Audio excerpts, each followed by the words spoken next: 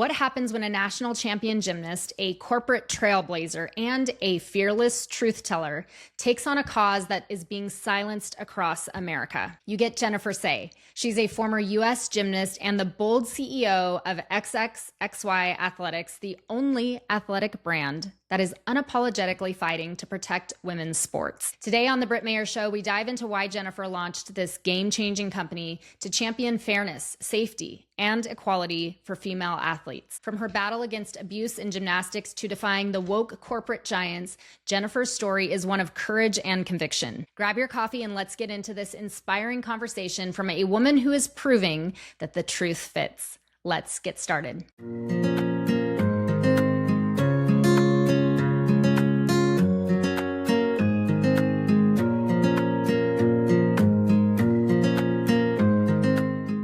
I've been married to my teenage sweetheart for a really long time. And as we age, it's important that I continue to help support him so that he can thrive and be the best man for our kids, for me, and for all the things in life.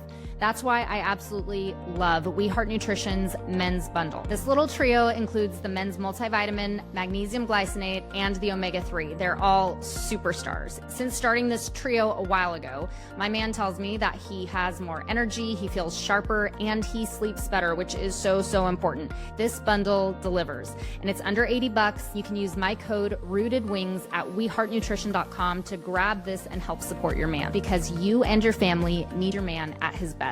weheartnutrition.com, code ROOTEDWINGS. Jennifer Sey, thank you so much for joining us. I was just telling you in the green room, I'm really looking forward to this conversation. Well, I'm really grateful. Thank you for having me. I'm a fan of yours as a fellow OG COVID mom. I've been following you for a while, so thank you for your voice on that, especially as a Californian. I know how tough that is. It was tough, but you know what? It's made us like a lot stronger. Just all of the last few years, all of the stuff we've been through, and now what you are doing. And that's what I want to get into is we'll talk a little bit about your past, but just to start it out, I want to talk about what brought you into really being a voice of this specific fight of fairness in girls' sports. Yeah, well, I spent my childhood as a very high level, internationally competitive athlete. I was a gymnast, 7-time national team member, 1986 national champion. So I know what it is to work really hard and give up your life for your sport. I know what it is to lose in sports. You lose more than you win when you compete at a high level, unless you're Simone Biles. She wins more than she loses. But we can talk about her later, but she wins all the time. Yeah. And, we all learn that we can accept losing when it's a fair fight, and not so much when it's not a fair fight. Anyway, I was an early whistleblower, the first elite gymnast actually to talk about abuse in sports. So I'm no stranger to standing up for the protection of female athletes. Also, longtime brand builder, more than 2 decades at Levi's. I don't know if we're going to talk about that. Got myself canceled. And, I just found myself at this stage in my life trying to figure out what to do next. And I thought, well, I'm going to do my own thing. I'm going to take that brand building skill and that athletic background and create an athletic apparel brand that actually empowers and stands up for women, because none other brand is doing it. No other brand is doing it. And that's what's so amazing about your journey is no other brand is doing this, even at this point in time, which is wild because the tides have definitely shifted.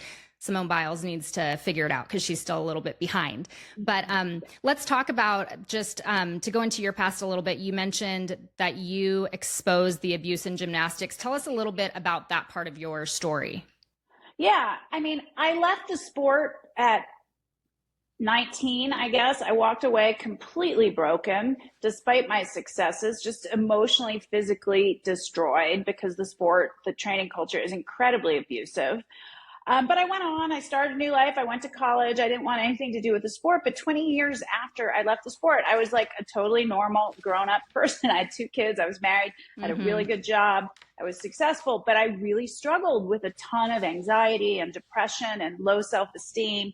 And I just really wanted to dig in and understand why. And I, for the first time, I think when I was almost 40, recognized that what I'd endured was actual abuse in the sport.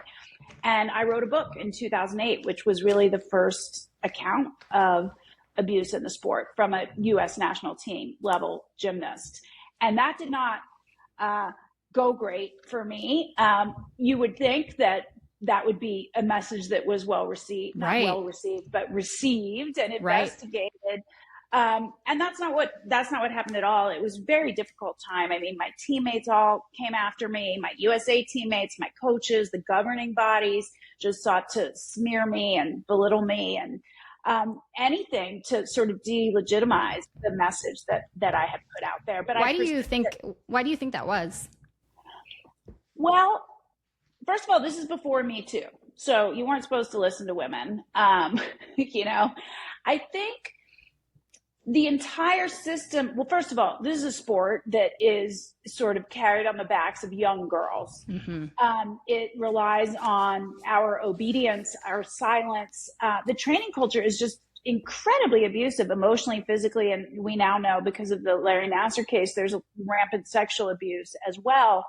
But the whole thing is constructed around protecting the reputations of coaches who are abusive, the governing body, which has been aware of the abuse and covered it up, the sponsorship dollars that roll into USA Gymnastics and the US Olympic Committee are dependent upon this image of shiny, happy little pixies dancing around. And that is not the reality. But as young pleasers in the sport, many times the girls grow up to be women that are still sort of currying favor with their abusers, frankly. And so it was really vicious and it was really hard. You know, these were my teammates. And as an adult, those teammates were the only people in the world that understood what that childhood was like. You know, yeah. I mean, I had friends as an adult, but it's a really, I mean, I moved away from home when I was 13. I was training 8 hours a day, 10 hours in the summer. Nobody understood that, you know? So it was hard to lose those friends and be attacked, especially when I knew that I was telling the truth. And they knew I was. They went through it too. But they wanted to, I think, protect their own memory of the sport. So they didn't have to kind of deal with what I was dealing with. The trauma. Exactly. You could sort of shut the door to it and pretend it's like Stockholm syndrome, frankly. Yeah. And they all still want approval from their coaches. It's bizarre. And I didn't want that. I was 40 and I was like, I don't want anything to do with these people, but I don't want to feel this way anymore. Yeah.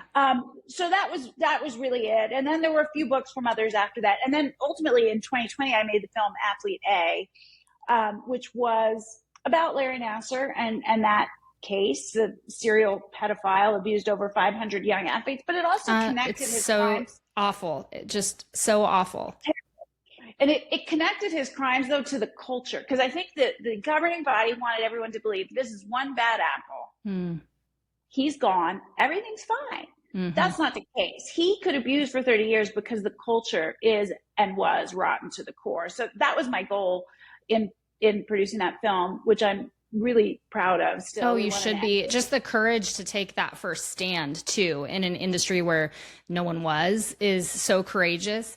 I want to tie that into what you're doing with XXXY because I think that there is a common thread in just that spirit of courage and seeing something that's so unfair and rotten and saying, no, I'm not going to stand for it and speaking out against it. Do you feel that too? I guess what I was going to say, I'm curious what you think about this as someone that pushed back on COVID restrictions. I don't feel particularly courageous. And, you know, when I start, I don't really anticipate the pushback that I'm going to get. And if I did, I might not do it. But I do feel, you know, as far as writing that first book, which, you know, got my feet wet in the whole world of like saying true but controversial things, I didn't want another child to go through what I had. And I felt that it was still rampant in the sport. I was absolutely correct. And I felt those children needed some sane adult to stand up for them and reveal the truth of the training environment, so that there would be a push to correct it and change it. And it took a good 10 years before, you know, that process started because they spent 10 years smearing me instead of trying to correct it, investigate and correct it. And it's still a problem. This is not solved in gymnastics or many other Olympic movement sports, especially where the girls are quite young. I think it's, you know, that's like a powder keg, right? Where you have an individual sport, a lot of coach athlete time, young girls who are pleasers. It's just a lot of privacy. Exactly. So I guess I wasn't particularly courageous in writing the book. I mean, I didn't know what would happen, but then you're in it. And then people are saying, you can't say these things, and they're smearing you. And then I'm like, hell no. Now I'm going to keep going because they're trying to scare every other athlete into not saying anything. And in fact, Britt, what's really interesting is I think most athletes convinced themselves they weren't abused. And one of the things about Athlete A that I'm really proud about is it did start this social media kind of organic thing that happened where athletes started reporting or telling their own stories of abuse. It's like they connected it for the first time. And many people reached out, thousands probably, to me to say, I just realized for the first time in my life that was abusive training, physically and emotionally abusive training. They know the sexual abuse, but the physical and emotional abuse, they sort of put in the bucket of tough coaching. Yeah, tough love. It's just, I had a really good coach. He was really hard on me. Exactly. But I'm sorry, when you make an athlete train on a broken ankle for 2 years, which is what I did, that's not tough coaching. That's child abuse. When you limit your athlete's, calorie intake to 300 calories a day, that's child abuse. When you announce their weight on the loudspeaker and mock them for gaining a quarter of a pound, that's abuse. So anyway, I don't feel particularly brave, but at this point, I'm just in. And I feel like the sane adults in the room need to stand up for kids. Yeah. They're the most vulnerable among us. That's it. But I do think that you are courageous. And I do see that there is a connection between you recognizing abuse patterns and saying, I'm not going to stand for this, and what you're doing now. So let's get into XXXY Athletics, which you guys know if you have followed me to the listening audience. I absolutely love XXXY Athletics. I love what you're doing. I love the clothing. I love the fit of it, but I love the mission of XXXY. And I do think that there is a connection with recognizing abuse and saying, no, this isn't okay. So let's get into that. Talk to me about what XXXY Athletics is and why it was necessary for you to create this.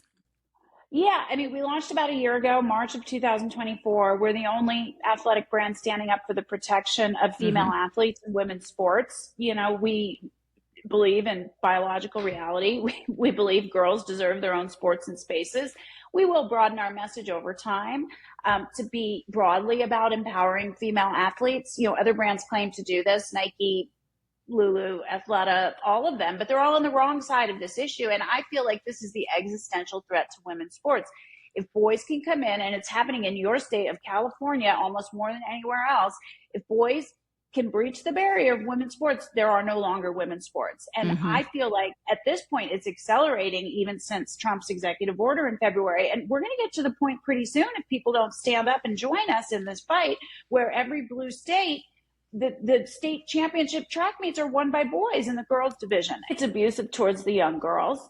Not only are they not given fair, safe, equal opportunity in sports, which Title IX was supposed to guarantee them, but, and this is the part I think is abusive, they are told to sit down, be quiet, shut up, not stand up in their own defense.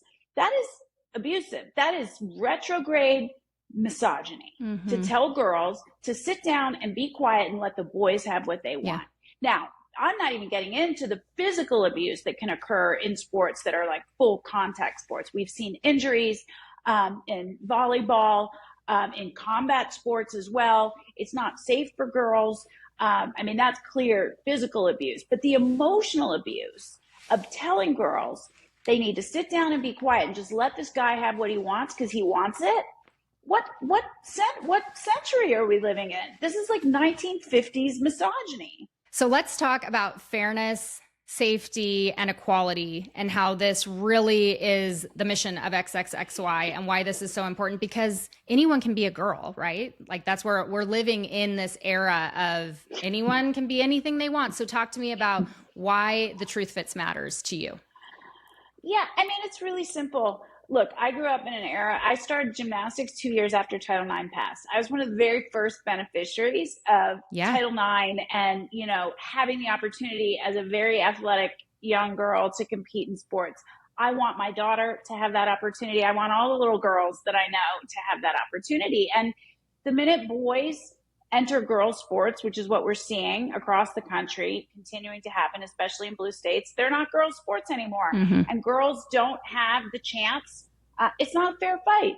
Yeah. It's not a fair fight. And they don't have the chance, the educational opportunities that come from sports, the developmental opportunities. They don't have the chance to stand atop the podium and collect the award that they worked so hard for. It isn't right. And what is especially disturbing, as we discussed, is the way that these young girls are treated if they dare stand up for themselves. And they're being told that their rights matter less than boys' wants. It just all feels so backwards to me. And I felt like no one else is going to do it. I know how to build a brand that influences the culture. That's what I'm really good at.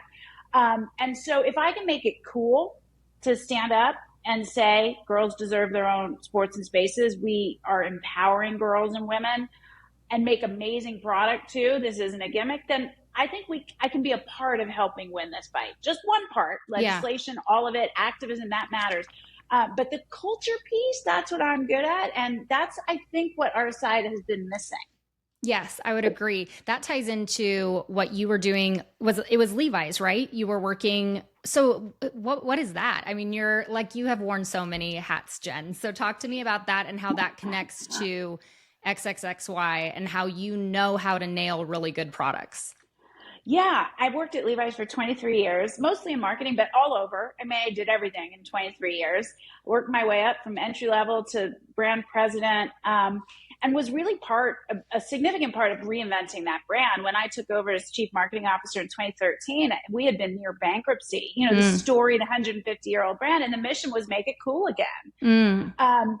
And the way to do that is to intersect with culture in a meaningful way that's relevant for now. Now, that's different for every brand. For Levi's, it was about sort of recapturing the originality and authenticity in a modern context through music. For us, it's just about attacking the issue head on, honestly. And I think making content that inspires people to act. You know, one of the things I'm really focused on, the other side, the activist left, they want you to focus on these boys. All we hear about is they're going to kill themselves if you don't let them steal girls. And it's not fair for them. Medals. I hear that all the time. It's not fair for them. Like, well, where should they go then? When they're talking about a boy, is a she, like where she has no place. So this is where she has to compete against the girls. Yeah, no, she doesn't. She can compete in the boys. And it's not kind or generous to kind of mislead a confused young person, but that's a whole other thing, you know, the whole sort of transition industrial complex. Yeah. But I care about the girls, and I want our eyes trained on the girls. Why does that one boy matter more than half the population? Why? Why don't the girls matter? And you know what's astonishing to me, Britt, is just a few years ago, it was listen to all women. It was Me Too. It was hero. And now it's like, little girl, sit down and be quiet. I don't care if that man is naked in a locker room with you and it makes you uncomfortable. You're a bigot if you think so. It's like all of a sudden girls don't matter at all. And I just, that's what I try to do. That's what we try to do with the content that we create, is train everyone's eyes on the girls and what they are losing and missing out on. And how brave those girls are who stand up. I want them to feel our support when they're getting pushed back from the other side, because these young girls are the ones that are going to save us. I swear it. They are the ones that are going to do it. We don't need famous athletes. We don't need Olympians. We need an army of young women across this country to say, absolutely not. I'm not giving up the podium to a boy. And that kind of, that's something that I have been calling on too. And it's hard because you see these, you know, I was an athlete too, and I was a coach. I was a competitive athlete until I got injured. And I understand what I hear from the opposing side on, like, well, she's trained her whole life. She's competed for this moment. So you just want her to take a knee. And there's a part of me that feels that ache, but then it's like, yes, because it's actually for the long game here. It's like, this is a part of the process. But you guys with XXXY have created a fund, which I think is so amazing. And I've talked about it before, but I'd love for you to tell our audience about your Courage Wins Award. Yeah, last October, we created the XXXY Athletics Fund. which is a donor advised fund. We fund it from the brands. Other people donate, and we distribute monetary rewards to women who stand up, women or girls who stand up or stand down. Sometimes it's standing down. Sometimes it's taking a knee, like Stephanie Turner, the fencer. She's one of our Courage Wins recipients. Sometimes it's standing up and a young girl speaking at a school board meeting in her own defense, for instance. It can be either. Oftentimes it is standing down. And I agree with you. I get a lot of pushback or feedback from sort of saying, one or girls, the other. But I don't know. It's the bigger issue here, and most of the women who do stand up, women like Sia Lee, who was the team captain at University of Nevada, Reno volleyball. She kind of led her team to stand down and refuse to compete against San Jose State University. She said, this is about the future generations. This is about protecting girls' sports. It's her last year, playing volleyball. She was a senior. And so most of them do see it that way, that they're fighting for this bigger thing. And you know what? Sometimes it's not fair. Sometimes it's not. I don't know what to tell you. But these young girls are strong and they're willing to fight. And I'm just I'm in awe of them, these young women that stand up. It's amazing. And one last thing, it ties back to the Nasser thing. It was an army of survivors. That's what they called themselves, who came forward, that made the difference. It wasn't the famous gymnasts. And there were many Olympians that were abused by him. And they're the ones you probably know about. But there were 50 to 100 unknown young women who came forward before the famous ones. They're the ones who made the difference. And so we don't need the Olympians. We don't need the professional athletes. They're all going to come out of the clock. They're all going to come out when it's safe. But right now we've got these brave young women across the country and we want to show them support. So we give them financial rewards. It's meant to take the sting out of monetary cancellation, because that does happen. And I think that's it's such a good way that we can support, what these girls are doing and the risk that they're taking in saying, enough, I'm not going to participate in a rigged system. It's not fair. Yeah. And it's interesting too, you tying like Title IX, that you're one of the recipients of Title IX, when it first came out, and now here you are fighting to uphold what Title IX was always supposed to be. And that's what gets me, is it's like, how do we not see so clearly what is happening? It's the dismantling of all these rights that we earned, all these years ago. It's crazy to me. It's so wild that we're not seeing more of an uprising. I think it's coming, and I think it is going to be led by, like you said, these brave young girls taking a stand and saying no. Have you seen that? Have you seen a change in this? And what could you say to encourage young female athletes who are listening to this? I do. People reach out to us all the time to ask for advice. What should I do? Mostly I want to offer them support and encouragement, let them know if they do take a stand, they won't be alone. The brand will stand with them. We've got an army of people, moms and other athletes across the country. I talk to them personally. Oftentimes Riley will offer to as well. Riley Gaines, that is. So sweet. Who we work closely with. I just want them to feel, I want them to feel the support and feel the love, because what they're doing is incredibly brave and incredibly courageous. So they're going to make the difference. More and more people are reaching out to us. So that makes me feel like there's some momentum, but I want to warn against complacency, because I do think we're far away. I mean, not a single professional or Olympic level athlete has stood up in defense of women's sports. Not one. Think about that. Think about how many there are. Not one. I don't understand. It's so hard for me to understand, because it's so obvious. It's such a simple biological, it's so obvious.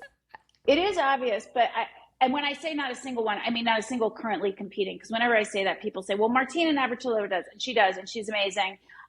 But she's not currently competing. She hasn't been currently competing for a long time, and Riley isn't currently competing. So why do you think that? Why are we not seeing that with currently competing athletes?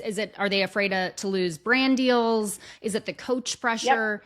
Yep. What's going on? I think the cancelers are losing their power. Sure. The left is, but it still exists. I mean, we work with a marathon runner named Natalie Daniels, who we did a little series of interviews with before Boston Marathon. You know, Boston qualified several males in the women's division, and we did a little interview. And she's really good. Like, she ran it in like 2:45. That's crazy fast. But she's not like Olympic level or anything like that. That's sort of beside it. But she trains really hard. She just, anyway, she just is like the nicest person. And she just got hammered for this little series of interviews she did with us. Oh, her team told her 2 days before the marathon, you will not run with us. Do not wear our jersey. They kicked her off the team. Then after, they said, if you apologize, you can come back. Apologize for saying women's sports should be for women. This is a team she ran with for many, many years. So it was traumatizing, although now she's got her back up and she's ready to fight. We just started a run club with her. So I use that story just to say it's real. The backlash is real. Yeah, it's real. I mean, people were tracking her on like her running app to see, like, to tell other people where her location was. Why would you do that? I mean, they were threatening her and stalking her. And then an Olympian weighed in, and then it went viral, and it was like crazy. So my point is, it's real. It happens. You may lose friends. I mean, Stephanie Turner, the fencer who took a knee, talks about losing friends, going against even her family's beliefs. It's hard, and that still happens. You may not lose your job. You may not get sort of fully canceled, but look, I'm sort of immune to it at this point because I kind of lost everything and rebuilt my life. But those things are hard. And so I do understand it because that is still very much real. And I think for professional athletes, the issue is they will lose endorsements. If we take Simone Biles and the recent dust up, which, you know, she yammered and insulted Riley Gaines on Twitter, called her a bully and a sore loser and a terrible person and all these things. And then she said she looked ironically like a man. said Riley looks like a man when she was trying to defend men and women's sports. Yeah, the whole thing was bizarre. Right, because she has muscles, which Simone has a lot of muscles too and has been criticized. It was really weird. Works for Athleta, which is all about body positivity. The whole thing was bad, and then she was forced to issue, a sort of half-hearted apology that was terrible. What she said was wildly inappropriate, but I will tell you, none of her big brands, she works with Athleta, Uber Eats, United Airlines, among others, none of those brands would get rid of her for that. If she had full-throatedly said, women's sports are for women only, I'd be willing to bet that they would have gotten rid of her, the brands. I would bet you money they would have gotten rid of her. They would have said, bigoted, transphobic, whatever, that doesn't represent our brands, and they would have gotten rid of her. I mean, the only example of that I have is Bethany Hamilton, the surfer, who was dropped by, I'm going to forget what was it brand Hansen? It was. It might have been Hansen. I could be wrong. Roxy. One of them. I think it was a surf brand. When she said, she pushed back on World Surfing's policy allowing males to compete in women's surfing. So that's one example. She did lose her sponsorship, her endorsement deal. And, for some of these women, it's not these huge multi-million-dollar ones. It covers their travel. It's necessary funding. And they don't want to give it up. They don't want to be called names by their friends. They don't want to lose their lucrative endorsement deals, all the things. And they probably live in a pretty woke bubble. For the record, it was Bethany Hamilton. She had one with Rip Curl. That's it. Sorry, Roxy. I got so the it says she. So this is just for context, because I think this is important. She voiced her strong opposition to the World Surf League's transgender policy, which allowed transgender women, which are just boys, to compete in women's divisions under certain conditions. And this led to public debate. And this was early. I remember this being like really early in all of this. And then she was dropped by Rip Curl due to her views. Yeah, I think it was 2021, something like that. It was a couple years ago, maybe 2022. But the reality is this is still ongoing. It's still happening. And that's why I think it's so important for people to know what you guys are doing, because you are the only brand that is taking such a firm stand, and you're partnering with amazing athletes like Riley Gaines. And then you're also partnering with lesser known athletes and just little girls who just want to compete and have a fair chance, And that's what makes That's it. what you guys are doing so important. Yeah, thank you. I mean, I feel like we're standing up for basic truth. Yes, the issue is protection of women's sports and giving girls and young women equal opportunity. But I also feel like I'm just fighting for basic truth here. Like, if Yeah. we can be convinced to say boys can be girls, then we can be convinced of anything. And we live in the upside down. I'm not going to do it. I will not utter a lie. I won't further a lie. And so I do feel like the larger issue at play is boys can't become girls. You Yes. are the sex you are born as. You can dress however you want. I'm all for it. Do whatever you want. Be a tomboy. I'm not the one that thinks if boys like to play with dolls that they must be girls. I am not the one that is sort of leaning backwards towards these regressive gender stereotypes. Totally. And so I feel like we all need to fight for the truth. We can't live in lies. And it's great product. And you look so cute in our little black dress, by the way. I love it. I love it. I'm going to post everything in the show notes. My favorite is that little dress. It's so cute. It's such a great go-to for the summer. So if you're listening right now, you can head into the show notes and I'll have a ton of links for you on my favorite stuff, everything about Jenn and XXXY. But I want to know before we close out, Jenn, and I just love you. I adore your mission. You are so courageous and brave. I want you to know that. You are so brave. I want to know what's kind of like, what do you predict in the next couple years for XXXY? What's the big picture here with what you're doing? Well, I think like I said, I think we have a fight on our hands. I don't think we're close. I don't want to depress you. I don't want to depress anyone. It's good. But it's good to know. Yeah. Because 80% of people agree with us and only a very small minority of those people stand up and say it. And so I think, my mission, along with folks like you and Riley, is to get them to stand up and just say the thing out loud. I think we'll move forward to just empowering female athletes in a broader sense. I'm still very passionate about ending abuse in sport, which is still rampant. We will talk about that as well. But we'll just continue to make more and more amazing products. We make product for real athletes. We're going to get into team wear. We're going to get into individual sports, running, golf. This is not loungy. No, nothing's wrong with yoga. I don't do yoga, but it's not that. This is like high performance athletic gear. I love all the yoga mamas. It's not my jam. I don't like being that still, and it doesn't matter. Anyway, we're going to get into individual sports. So we'll have running gear and golf and soccer and tennis. That's all coming over time. But I want to compete with the big boys. I want to compete with Nike and Lulu and Fiore and Adidas and all of them. That's my goal. Good. Putting it out there. That's what I want. Good. You're well on your way to that.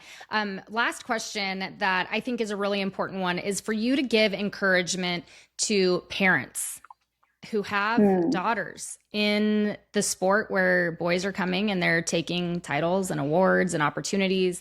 I think that's a huge component in all of this. Is what encouragement and kind of a road forward, the North Star, would you give to parents? Look, I know it's scary, especially for moms. We're the ones that deal with the other parents and the play dates and all of it, but you got to do it. You got to stand up for your daughter. You got to stand up for your kid. It might come with slings and arrows. It might hurt for a little bit. You might have some friends that are mad at you. So what? Your kid is more important. The truth is more important. You got to look yourself in the mirror and you got to screw up your courage and do it anyway. You can do it. You will have women that stand beside you. You will have men that stand beside you. And I think you'll be amazed that if you do show up to the soccer game like I do in this t-shirt, most people will lean in and say, I agree with you. Yeah. And it's as if then you've created this permission structure for them to stand up and say too. Someone might yell at you. I've had those, but that's okay. You're tough. You can do it. Yeah. You know what? It reminds me though of the COVID era out here in California with the masking. Once they kind of reopened up the stores, I would just go in without the masks, even though it was policy that you had to wear them. I was like, I'm not doing it. I refuse to do that. But I would get what you just said. People would lean over and they would pull their little masks down and they would say, oh my gosh, is it okay? Like I'm like, yeah, just take it off. What are they going to do? Like, they're going to kick you out? Then make a scene, you know? But it's that courage breeds courage aspect. And I think if parents can stand up, and I've seen a lot of the dads getting very vocal, but if the moms can get on board and stand up and defend their girls, I just think that we'll see a quickening to all of this. So, what's amazing to me is, I'll just add with one more point, is most people don't think of themselves as so obedient or sort of rule followers. Most people don't like to think of themselves that way. Yeah.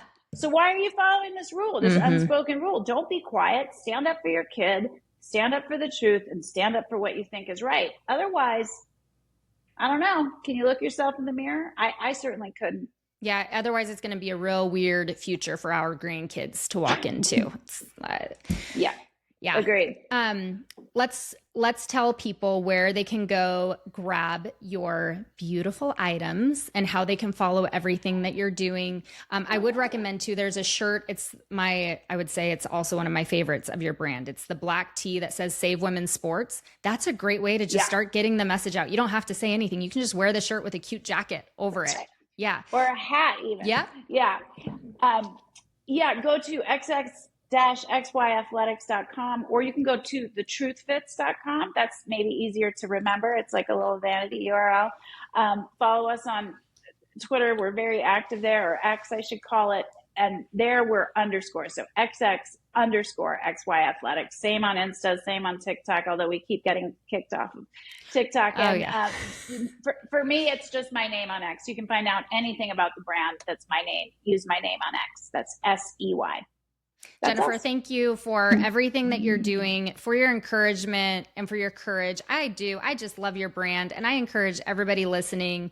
I would never lead you into something that's janky. I love your product line. It feels good. It's such top shelf, high quality. I love the mission. I love that we're putting our money where our mouth is, and it's supporting, I love the fund that we're supporting girls to stand up and be brave. And we're saying, we're going to stand with you, and there's something to that. And I agree, we've got a battle ahead, but I think we're going to be virtuous, successful in this. Yes. We're going to win. Yeah. The truth always outs in the end. It's just sometimes hard to get there. Yeah. Absolutely. Well, thank you so much for your time, Jennifer. Everything is linked down in the show notes today. Go grab some XXXY amazing items and help support this great mission. Jen, thank you so much.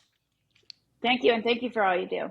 Men don't belong in women's sports. 79% of Americans agree, but only one athletic brand is taking a stand: XXXY Athletics.